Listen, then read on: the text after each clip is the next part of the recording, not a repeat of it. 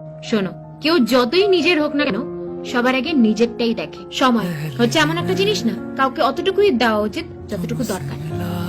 দরকার অতিরিক্ত সময় যদি তুমি দিয়ে দাও, না তোমার ইজ্জত থাকবে না তোমার দেওয়া সময়ের। জীবনের কোনো পরিস্থিতিতে যখন তুমি একা হয়ে যাবে না, তখন ভয় পাবে না, ঘাবড়াবে না। কারণ মনে রাখবে যে সিংহাসনে লোকে একাই বসে। কাউকে মনে আঘাত করা আর কবরে ফুল দিয়ে সাজানোটা অনেকটা একই ব্যাপার। তুমি যতই ফুল দিয়ে কবর সাজাও না কেন, যে মানুষটা মরে যায় সে থোড়ি ফিরে আসে। জীবনের সম্পর্ক বানালে এমন ভাবে সম্পর্ক বানাও যে তাকে তোমাকে মিথ্যে কথা বলার দরকারই পড়বে না, আর তোমার তার ব্যাপারে সত্যিটা জানার দরকারই পড়বে না। কারোর মনে থেকে যাওয়া আর কারোর মন থেকে যাওয়া দুটোই মানুষের ব্যবহারের উপর নির্ভর করে।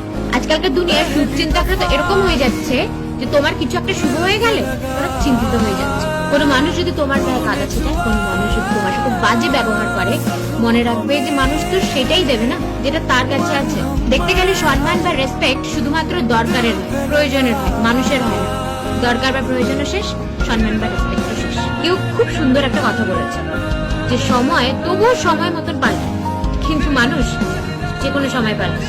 যার যাওয়ার তাকে যেতে হবে, আর যদিও বা সে থেকে যায় তাকে চলে যাবে, তাই না?